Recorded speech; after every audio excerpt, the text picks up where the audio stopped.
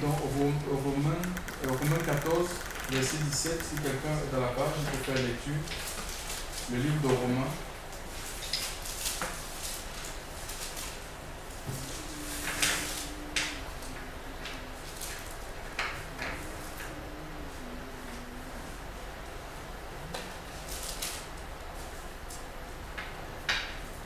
Qu'est-ce qu'il dit?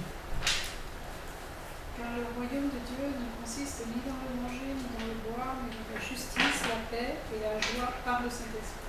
Oui, voilà, donc là, l'apôtre Paul va nous définir ce que c'est le royaume des cieux. Parce que beaucoup le savent, beaucoup parlent du royaume des cieux, mais ils ne savent pas ce que c'est.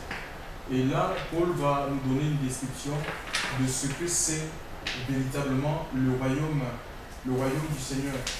Et il va dire que, en fait, le royaume, ce n'est pas forcément, par rapport à ce que nous entendons aujourd'hui, à travers des hommes de Dieu qui ils prêchent des choses, et parfois on se pose la question, mais est-ce qu'ils sont véritablement appelés par le Seigneur, ou ils ont reçu la révélation de Dieu? Paul dit, ça ne consiste pas dans le manger et le boire, le royaume des cieux. Donc en fait, il veut dire que c'est pas tout ce qui tourne autour de notre corps. Il y a les vêtements, les belles voitures, les écrans plats, je ne sais pas, les canapés en or. Je ne dis pas que c'est mauvais, mais c'est pas ça. Le royaume, on peut obtenir ces choses si on est dans le royaume des cieux. Le Seigneur lui-même a dit dans Matthieu chapitre 6, verset 33, que cherchez premièrement le royaume et sa justice, et toutes choses vous seront données par-dessus. Donc toutes choses, ce sont les choses de la terre, c'est le vêtement. C'est le vêtement, c'est le manger, c'est le boire. C'est Dieu qui s'occupe. On ne va pas à Dieu pour avoir une bonne santé, pour avoir, je ne sais pas, une promotion, pour chercher des promotions. C'est comme si on allait chez les marabouts. Parce que si vous allez chez les marabouts ou les voyants, ils ne vous parleront jamais de la repentance.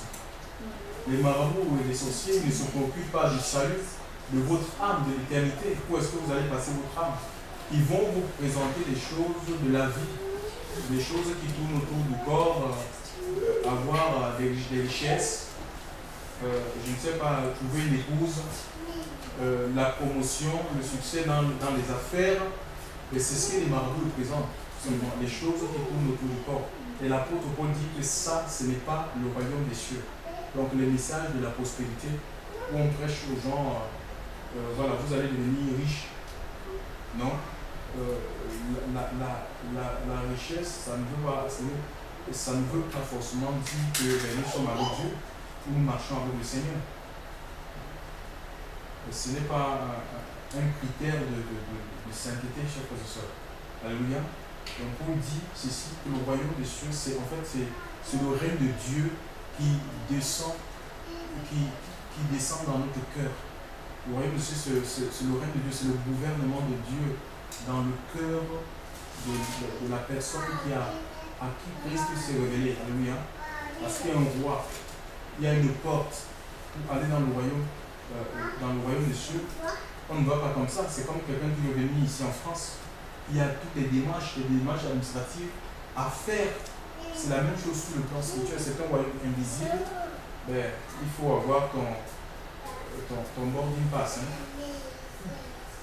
Il faut une carte d'embarquement. Donc, il y a des formalités à remplir. Et la première des choses, chers frères et sœurs, pour être membre du royaume, c'est la nouvelle naissance. Qui n'est pas une naissance selon la chair, qui n'est pas une naissance selon la religion, qui n'est pas une naissance selon l'homme, mais la naissance selon Dieu. Donc nous avons besoin, premièrement, de naître de l'Esprit de Dieu. C'est ce que Jésus va dire à Nicodème. C'était un grand prêtre, un religieux. Il avait une religion, il enseignait la religion, il accomplissait les rites religieux. Il avait des gens qui le suivaient, chers frères et sœurs. Il enseignait dans les facultés de théologie. Jésus va rencontrer, cet homme ira vers Jésus de nuit. Et Jésus lui dira, si un homme, dans Jean chapitre 3, si un homme ne naît d'eau et d'esprit, il ne peut pas voir Le royaume, et il va le dire 2 fois. Si un homme ne naît d'eau et d'esprit, il ne peut pas rentrer dans le royaume. Déjà, il faut voir pour rentrer. Donc, la nouvelle naissance ouvre nos yeux spirituels pour qu'on puisse voir, qu'on réalise que mais Dieu existe. Sinon, c'est impossible. La nouvelle naissance nous permet de comprendre, parce que nous ne recevons pas la nouvelle naissance, nous recevons l'Esprit de Dieu. Et c'est l'Esprit de Dieu qui nous permet qui nous amène à comprendre la parole du Seigneur. On ne peut pas la comprendre avec l'intelligence humaine. C'est pourquoi beaucoup de personnes, ils te disent qu'ils ont lu la Bible de la Genèse à l'Apocalypse et que la Bible se contredit. Et pourtant, la Bible ne se contredit pas. Ils vont te dire que la Bible c'est parce qu'ils ont lu avec l'intelligence humaine. L'homme animal ne peut pas recevoir les choses de l'esprit. Elles sont une folie. C'est ce que l'apôtre Paul va essayer d'expliquer aux Corinthiens. Chers frères et sœurs, nous avons besoin de l'Esprit de Dieu pour comprendre les choses de Dieu. Nous avons besoin de l'Esprit de Dieu pour obéir à la voix du Maître, de celui qui nous appelle. C'est la première des choses. Nous avons besoin de l'aide de l'Esprit de Dieu et Dieu nous adopte. Alléluia. Et ceci, nous sommes enfants de Dieu parce que Jésus tout simplement a donné sa vie. Alléluia. Il a donné sa vie à Golgotha. Alléluia. Son sang a coulé. C'est le sang qu'il a présenté à Dieu. Chers frères, pour que nous soyons réconciliés avec le Seigneur, avec Dieu. Parce que la Bible dit que tous son péché sont privés de la gloire de Dieu. Et nous sommes gratuitement justifiés par sa grâce, par le moyen de la rédemption, qui est en Christ, ce n'est pas dans une religion. C'est dans le livre de Romains, chapitre 3, verset 22 à 24. Le moyen, nous sommes gratuitement justifiés. Donc c'est un acte gratuit. C'est la justice que Dieu nous donne, c'est une justice qui est imputée. On ne l'a pas parce qu'on aurait accompli quelque chose. Ou parce qu'on était dans le monde, on était bien, on ne péchait pas. Et Dieu nous a sauvés, non. Il nous sauve par amour pour lui-même. Et quand on lit Colossiens, et je crois Éphésiens 2, à partir du verset 8, il dit, c'est par grâce que vous êtes sauvés. La grâce, c'est un don immérité. On ne mérite rien. C'est par grâce que vous êtes sauvés par le moyen de la foi. La foi ne sauve pas, c'est la grâce de Dieu qui nous sauve et c'est qui nous permet de rentrer dans le sozo de Dieu, le salut. Le salut de Dieu, c'est la foi. Parce que c'est Dieu lui-même qui nous la communique pour qu'on puisse rentrer dans la grâce. Alléluia. Et maintenant, on est sauvé. Alléluia. C'est par grâce que vous êtes sauvés par le moyen de la foi et vous n'y êtes pour rien. Alléluia. Cela vient de Dieu, nous dit l'Écriture. Éphésiens chapitre 2 au verset 8. Donc ce n'est pas pour des choses qu'on aurait accomplies ou qu'on n'aurait pas accompli, chers frères, que Dieu nous sauve. Il nous sauve par amour pour lui-même. Et il nous adopte en même temps. Nous devenons fils et filles du Dieu vivant. Alléluia. Nous devenons les enfants du Père. Mais un enfant n'a pas peur de ses parents. L'enfant est rassuré par la présence de son père. Quand il y a un danger, j'ai vu ça avec ma fille Rebecca, on dormait, elle a 2 ans. On dormait et puis on avait éteint toutes les lumières et elle a eu peur. Elle dit, papa, j'ai peur. Et qu'est-ce qu'elle a fait? Elle est venue se blottir contre moi. Elle m'a serré fortement. J'ai essayé de la détacher, elle dit que non. Elle dit non, elle était serrée quand on me disait, papa, j'ai peur. Tu vois, c'est la même chose. Alléluia, si nous avons peur, il peut arriver qu'on ait des peurs, des craintes, mais des soucis, des inquiétudes, mais allons à Dieu, allons tout simplement à Dieu. Alléluia. C'est un Père pour nous. Alléluia.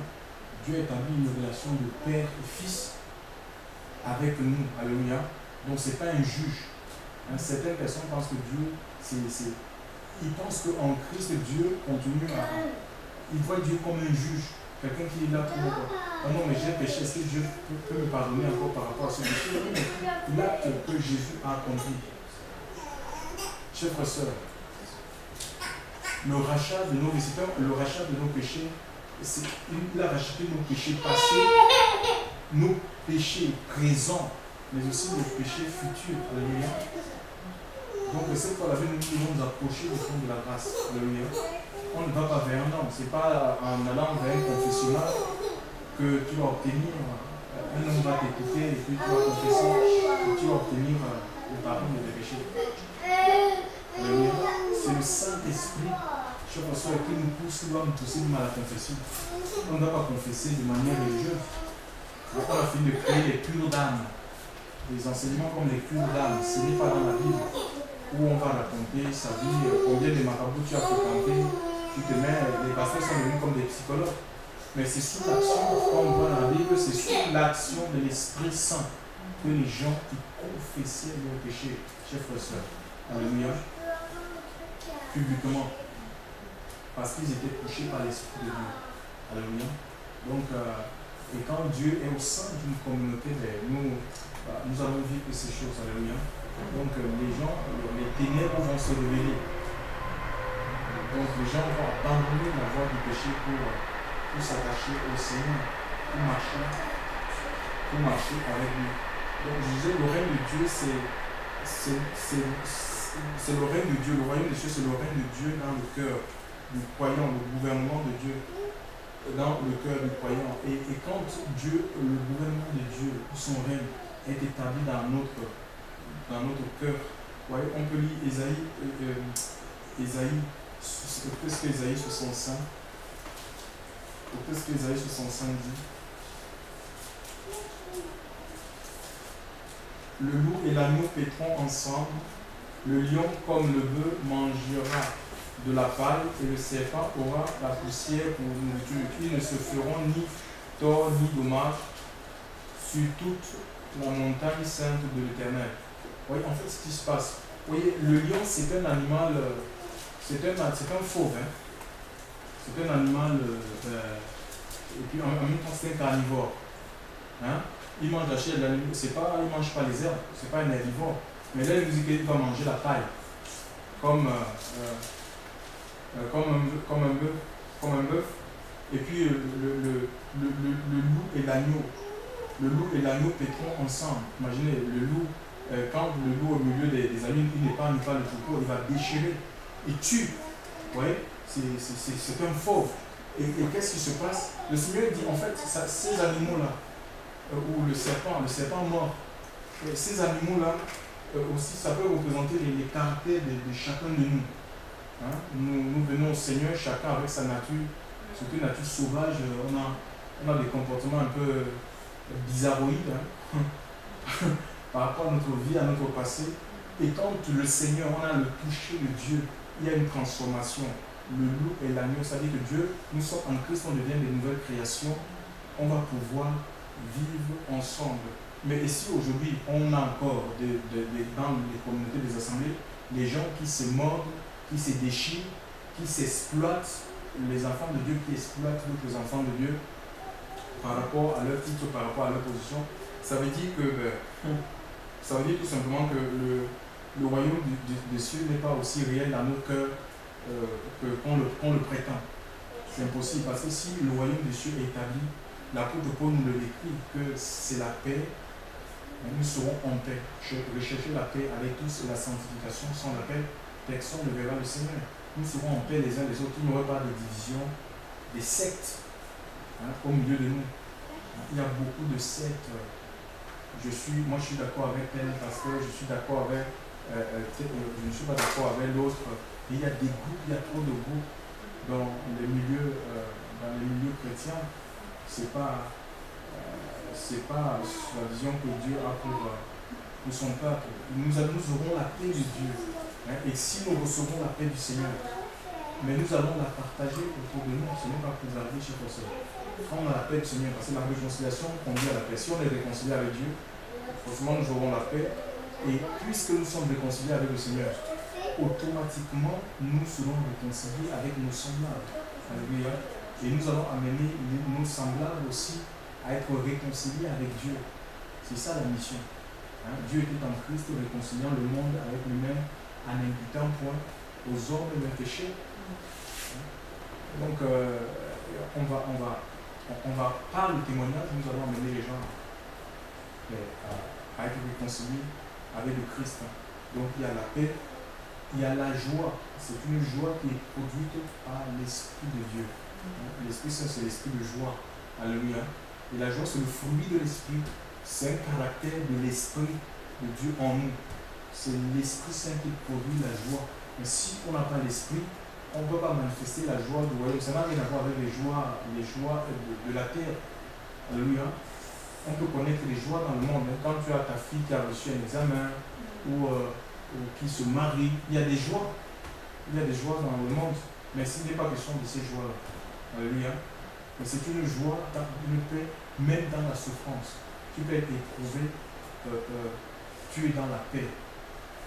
Tu es dans la tranquillité, tu es dans le repos de Dieu. Tu as la joie de vivre. Même tu travailles, tu as un travail où les conditions sont difficiles, mais c'est une façon d'être en fait. Tu es heureux.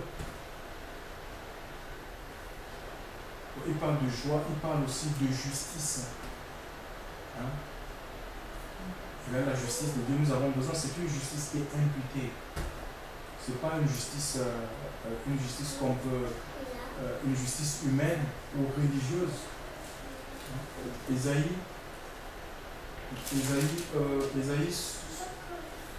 64 dit: nous sommes tous comme des impurs et toute notre justice est comme un vêtement souillé. Alléluia. Toute notre justice est comme un vêtement souillé. Nous sommes comme des impurs et toute notre justice est comme un vêtement souillé. Donc on ne peut pas venir à Dieu, s'approcher de Dieu par nos propres justice. Souvenez-vous de ces deux personnes qui étaient montées dans le temple. C'est une parabole que Jésus donne. Il y avait un publicain et de l'autre côté nous avions un pharisien. Un pharisien, c'est quelqu'un qui... Pharisien, ça dit séparé. C'est des gens qui étaient séparés des pécheurs, c'est des gens qui connaissaient la loi de Dieu. Et il va dire, pendant qu'il monte dans le temple pour prier, il va dire: je ne suis pas comme ce publicain qui est voleur, escroc. Ouais, les publicains, c'est des collecteurs d'impôts. Sûrement, il magouille, tu vois, avec des gens, il était dans les magouilles. Il dit: je ne suis pas comme lui. Donc il est venu à Dieu avec sa propre justice. Je paye les dîmes. Hein? Je paye les dîmes. Je prie. Hein? Je ne mens pas. Et le Seigneur va dire que de ces deux hommes-là, le pharisien, lui, il s'est agenouillé, il n'osait même pas lever la face devant Dieu. Il dit: sois apaisé envers moi, qui suis un pécheur.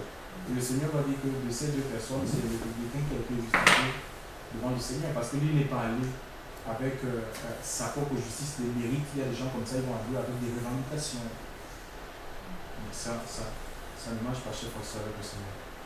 C'est la justice de Dieu qui nous sauve, ce n'est pas notre justice. Et nous n'avons rien fait pour obtenir cette justice-là. Nous n'avions rien pour que le Seigneur puisse nous sauver. C'est pourquoi il est venu dans la personne de Christ lui-même pour souffrir à la croix, alléluia, afin que nous avons chanté un chant à l'air qui parlait du voile, le voile déchiré, alléluia. C'est le péché. Le voile, ce n'est pas le péché qui nous sépare de la sainteté de Dieu, le péché qui nous sépare de la présence de Dieu, le péché qui nous fait. Et Jésus, par sa mort, est venu déchirer ce voile, alléluia, qui nous cachait la présence de Dieu, chers frères et sœurs, qui nous empêchait l'accès au trône de la grâce, alléluia. C'est Christ. C'est Christ. C'est Christ. Vous pouvez lire, quelqu'un peut lire Romains 7. Pardon, pas Romains, Hébreux 7.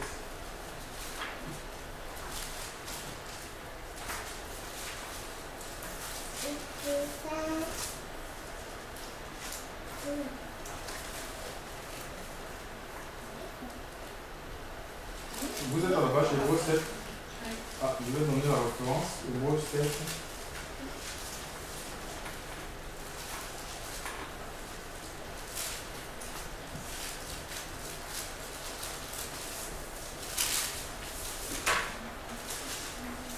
Hébreux 7,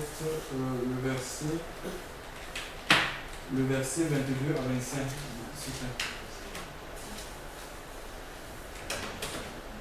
Hébreux 7, verset 22 à 25.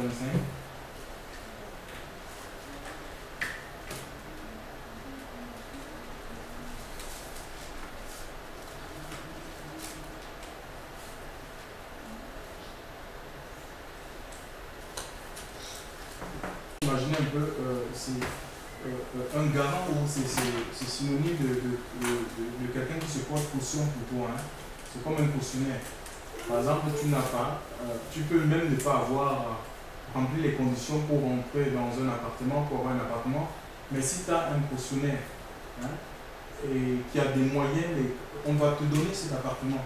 Le plus simple, regardez un étudiant, il n'a pas de revenus, mais s'il a un cautionnaire, eh bien, on va lui donner l'appartement. Pourquoi? Parce que le cautionnaire a la capacité, les moyens de suppléer au manque. Oui, voilà. Le jour où cette personne ne paye pas, ben, on va s'en prendre au cautionnaire. C'est la même chose, c'est ce que le Seigneur a fait. Nous n'avions pas les moyens, les possibilités, chers frères et sœurs, pour aller à Dieu. Et le Seigneur a donné par sa vie, il nous a rendu, il nous a donné la possibilité, chers frères et sœurs, de nous tenir devant le Seigneur. Hein, et il intercède encore, hein, devant Dieu pour nous.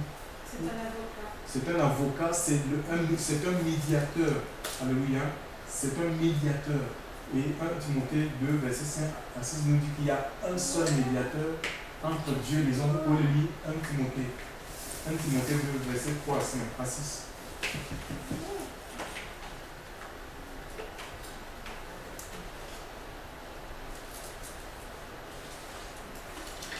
1 Timothée 2, verset 5 à 6. Car il y a un seul Dieu et un seul médiateur entre Dieu et les hommes, Jésus-Christ homme, qui s'est donné lui-même en rançon pour tous. C'est là le témoignage rendu en son propre temps. Voilà, il y a un seul médiateur entre Dieu et les hommes. Jésus-Christ homme qui s'est donné. Donc ça veut dire qu'il y a un Dieu, il n'y a pas trois dieux. Hein, on présente trois dieux, Dieu le Père, Dieu le Fils, Dieu le Saint-Esprit. Il y a un seul Dieu, un seul médiateur entre Dieu et les hommes, Jésus-Christ homme, qui s'est donné lui-même en rançon pour nous. Alléluia. Non seulement il est le médiateur, mais il a donné, ça veut dire que par sa vie c'est l'élément qui nous rend acceptable devant Dieu. Sa vie, son offrande. Dieu a créé son offrande. Donc on ne peut pas aller à Dieu par la religion ou par une autre personne, soit par Marie, par un prêtre, par un pasteur, par un apôtre, par un évangéliste, par un pasteur. Non, on ne va à Dieu que par Christ. Il est le chemin, il est la vérité, il est la vie, il est le chemin. Donc tu dois suivre ce chemin-là. On ne suit pas le chemin de l'homme, on ne suit pas le chemin d'une dénomination quelconque. On suit le chemin Jésus. C'est lui le chemin et il te tient la main et c'est lui qui t'entraîne dans le royaume dont nous venons de parler. Je disais que ce royaume, s'il était aussi réel qu'on le prêche dans nos assemblées aujourd'hui, il y aurait moins de divisions. Regardez comment les gens ils se mordent, il y a trop de luttes, des conflits au milieu du peuple de Dieu. Et Galates, le livre de Galates va dire ceci. Galates 5, verset 14, hein, à 15. Car toute la loi est accomplie dans une seule parole. Dans celle-ci, tu aimeras ton prochain comme toi-même. Vous voyez, le royaume des cieux, c'est la paix, c'est la joie, c'est aussi l'amour. Alléluia. C'est l'amour divin, l'amour inconditionnel. Hein? Nous vivons dans un monde trop conditionnel. Hein? Et il y a des endroits où si tu ne peux pas remplir les conditions, tu n'as pas droit. Tu n'as pas accès. Il y a trop de conditions, chers frères. Et moi, j'étais jeune dans le monde. Hein. Parfois, quand on allait dans les bois de nuit, on te dit, ben, tu n'as pas une tenue qui est adéquate, et bien, on te ferme la porte, le portier ne te donne pas la possibilité de rentrer. On vit dans un monde, il y a trop de critères, des normes qu'on a mis même pour avoir accès au logement, pour avoir accès à un crédit. Il y a des normes. Mais le Seigneur, lui, chers frères et sœurs, le Seigneur, lui, le Seigneur nous prend tel que nous sommes. Alléluia. Il ne regarde pas la couleur de notre peau, il ne regarde pas à ce que nous sommes, notre niveau social. Il ne regarde pas ce que nous sommes. Il nous prend tel que nous sommes dans le but, lui, de nous rendre tel qu'il est saint. Alléluia. Il est saint. Il nous donne quoi? Il nous donne sa justice. Alléluia. Regardez, comment il s'appelle? Joseph avait un vêtement, une tunique. L'Écriture nous parle d'une tunique aux multiples couleurs, une tunique bigarrée. Hein? Je ne crois pas que pour rien au monde, il n'était pas capacité de partager sa tunique avec ses frères, ni de prêter, dire je vais te donner ma tunique ou je te la prête pour un soir. Impossible. Mais Jésus, lui, nous a donné, nous a revêtu de sa justice. Alléluia. Il nous a donné sa tunique, il nous a habillés de ce qu'il est. Alléluia. Il nous a revêtus. L'Écriture dit que tous ceux qui sont en Christ, tous ceux qui ont été baptisés en Christ, ont revêtu Christ. Hein? Tous ceux qui ont été dans le même livre de là, tous ceux qui ont été baptisés en Christ ont revêtu Christ. Il nous a habillés de sa justice, de sa personne. Alléluia. Il nous a revêtus de lui, de son onction, de sa paix, de sa joie, de son amour.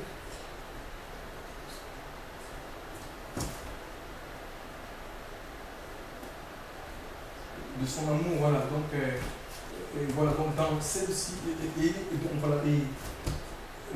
voilà, donc il y a des conflits, il y a des luttes parce qu'il y a des divisions, parce que vraiment il n'y a pas le véritable amour, l'amour divin, l'amour de Dieu. C'est pourquoi il y a le racisme, il y a les discriminations, il y a des partis pris, et l'œuvre de Dieu est bloquée. Parfois Dieu veut utiliser une personne par rapport à sa façon d'être ou ses origines, on l'écarte, on dit que non, on ne veut pas de toi ici. Vous voyez un peu? Et ça bloque l'action du Saint-Esprit. Et si c'est la personne que Dieu a prévue pour faire avancer l'œuvre de Dieu dans cet endroit, l'œuvre sera paralysée. Hein? Mais oui, parce que Dieu ne partage pas sa gloire avec les hommes. Vous voyez ça? Hein? La loi est accomplie dans une seule parole. Dans celle-ci, tu aimeras ton prochain comme toi-même. Et il est dit ceci, mais si vous vous mordez, le verset 15, si vous vous mordez les uns les autres, prenez garde que vous ne soyez détruits les uns par les autres. Si vous vous mordez, donc on a parlé du serpent tout à l'heure dans Ésaïe 5, le serpent qui mange la paille avec le serpent qui mange la poussière, Ésaïe 65, hein, le serpent qui mange la poussière. Le serpent qui mange la poussière, c'est le verset 21. Le serpent aura la poussière pour nourriture et il ne se fera ni tort ni dommage sur toute ma montagne sainte, dit l'Éternel. Vous voyez? Donc, mais si nous on a des caractères de serpent où on continue à se mordre, mais ça veut dire qu'il y a un problème, on n'a pas reçu l'amour du cœur. Et il est temps que nous ouvrions nos cœurs pour laisser Dieu, pour laisser le Seigneur, l'Esprit de Dieu, remplir nos vies. C'est Dieu qui nous transforme, chers pasteurs. Mais en accord avec notre volonté, il faut qu'on désire le changement. Il faut qu'on veuille le changement. Sans cela, le changement n'est pas possible. Alléluia. Ah mon Dieu, Seigneur. Le royaume des cieux, c'est la justice de Dieu. Ce n'est pas autre chose. Alléluia. Ce n'est pas autre chose. C'est dans nos cœurs que le royaume des cieux avance. C'est dans nos cœurs que le royaume des cieux prospère. Alléluia. Dieu veut mettre en nous les vertus du royaume. Nous sommes des enfants, les fils et les filles du royaume des cieux. Et nous sommes sur la terre comme des ambassadeurs. Nous représentons le ciel sur la terre, là où le Seigneur nous a placés. C'est comme une ambassade. Regarde l'ambassade de la France au Gabon. Les gens qui travaillent dans l'ambassade de la France, ce n'est pas des Gabonais, c'est des Français qui sont détachés de la France et ils représentent la France dans ce pays-là. Vous voyez? Et maintenant, s'il y a des Gabonais qui veulent venir en France, les Français qui sont là-bas, ils vont les donner les images qu'il faut. C'est ce que nous sommes sur la terre, chers pasteurs. L'Écriture nous dit que nous avons reçu le ministère de la réconciliation. Il y a des gens qui disent qu'ils n'ont rien reçu. Alléluia. Nous avons reçu 2 Corinthiens chapitre 5, versets 17, 18, 19. Vous qui êtes en Christ, vous êtes devenus des nouvelles créations. Les choses anciennes sont passées. Toutes choses sont faites nouvelles. Cela ne vient pas de vous, mais de Dieu qui nous a réconciliés avec Christ et nous a donné le ministère de la réconciliation. Et l'Écriture dit que nous jouons la fonction d'ambassadeur sur la terre. Donc là où le Seigneur nous a placés. Et maintenant, donc notre travail, c'est de réconcilier les gens, d'amener les hommes à être réconciliés avec le roi du royaume. Alléluia. C'est de faire connaître le royaume des cieux. C'est ça aussi. C'est de faire connaître, c'est de parler du royaume des cieux, de ce qu'on trouve dans le royaume des cieux, d'amener les gens à s'intéresser à ce royaume. C'est ça les ambassadeurs quand ils vont dans les pays étrangers. C'est ça. Et les Français, ils ne sont pas noirs. Hein? Donc quand je parle des Français, c'est des Français de souche. Hein? On les reconnaît par la couleur de la peau. On On sait que ça, ben, ces gens-là, ils sont différents. Quand ils sont dans l'intérieur, on sait qu'ils sont différents. C'est la même chose, alléluia. On est un peuple à part. L'église, elle est à part. Donc, on ne peut pas se mélanger vivre comme les coutumes des nations, imiter les nations, chers pasteurs, dans toute leur abomination. Nous avons une coutume, la coutume du royaume des cieux. Nous avons nos lois, les lois qui régissent notre vie. Ce sont les lois célestes. Alléluia, c'est notamment les commandements que Dieu nous a donnés. C'est ça qui nous différencie avec les gens du monde. Ils sont sans Dieu, sans vie, sans espérance. Ils n'ont pas de loi, ils n'ont pas une loi, la loi de Dieu pour les vivre. Ils vivent dans le péché parce que le monde est juste sous la puissance de Satan. Et c'est la loi de Satan qui gouverne leur vie. Mais c'est la loi de Dieu qui doit gouverner la vie de chaque enfant de Dieu à cause de l'Esprit de Dieu qui est en nous. Mais il faut que nous ayons l'Esprit. Alléluia. Parce que sans l'Esprit, ben, nous sommes morts spirituellement, même si nous parlons des choses de Dieu. Le Seigneur va dire à une église dans Apocalypse, ça doit être l'église de Pergame, je sais que tu passes pour être vivant, mais tu es mort. Tu vois? C'est une église qui passait pour être vivant et manifester la vie avec tous les signes extérieurs de la faïence, de la foi, où il y avait des chants, la louange, l'adoration, l'annonce, les prédications, mais il n'y avait pas la vie à l'intérieur. Elle était complètement morte. Et quand on n'a pas l'esprit, on est dans le péché, elle était dans un état de péché. Chers frères et sœurs, c'est ce qui se passe. C'est l'Esprit de Dieu qui nous détache de la vie de péché. C'est l'Esprit de Dieu qui nous donne la force de vivre, de mettre en pratique la parole de Dieu. Alors, d'avoir peur de péché, la crainte de Dieu. L'Esprit de Dieu aussi est appelé l'Esprit de la crainte de l'Éternel. C'est l'Esprit qui met la crainte du monde, la crainte de péché en nous. Chers frères et sœurs, c'est l'Esprit Saint qui le fait. Nous avons besoin vraiment de revenir de tout notre cœur à Dieu et d'appartenir au royaume des cieux. Alléluia. D'être enfant du royaume, nous sommes sur la terre. Ce n'est pas pour représenter une organisation quelconque. Ce n'est pas pour parler, même quand nous allons dans les rues, que nous rencontrons des gens, ce n'est pas pour leur parler je ne sais pas, d'un ministère quelconque. On parle du royaume des cieux. Alléluia. On parle du roi, le royaume. Vous recevrez une puissance de Saint-Esprit et vous serez mes témoins. Le Seigneur dit, vous serez mes témoins. On est témoins du royaume, on témoigne le roi du royaume, on témoigne Christ. On forme les disciples. À l'effet de notre sommes mes disciples. Ce n'est pas les disciples d'hommes, les disciples d'une organisation. C'est le mandat que Dieu a donné à ses apôtres. Ce n'est pas pour rendre les gens dépendants des structures, dépendants des hommes, des organisations, des églises, bâtiments qu'on a fini de construire. Non. C'est pour former les disciples du Seigneur. Les âmes, ils appartiennent au Seigneur. C'est les disciples. Alléluia. Le disciple, c'est celui qui est appelé à être comme le maître. Tout simplement. On n'est pas appelé à ressembler à un pasteur, à un apôtre, à un prophète, mais à Jésus. À être comme Jésus, à opérer comme Jésus. Alléluia. Le disciple accompli sera comme le maître. Donc, l'église, elle est outillée, mais si elle ne suit pas la voie du maître, mais elle va passer à côté du plan de Dieu pour sa vie. Que le nom du Seigneur ce soir soit béni. C'est un royaume de paix, un royaume de joie, de justice. Mais il faut demeurer dans ce royaume jusqu'à ce que le Seigneur vienne. En fait, nous avons reçu une avance du royaume en attendant l'accomplissement. C'est quand il viendra qu'il nous fera rentrer pleinement dans son royaume et que nous allons vivre. Nous serons dans une paix totale, une joie totale, chers frères et sœurs. Nous connaîtrons toutes choses, alléluia, parce que c'est en partie, nous recevons en partie, nous vivons les choses de Dieu en partie, alléluia. Même tous rassemblés là, toutes les églises dans le monde rassemblées, c'est en partie, nous connaissons en partie, alléluia. C'est quand nous serons face à face que nous connaîtrons toutes choses. Nous connaîtrons qui est réellement est Dieu, alléluia. Que le nom du Seigneur soit béni.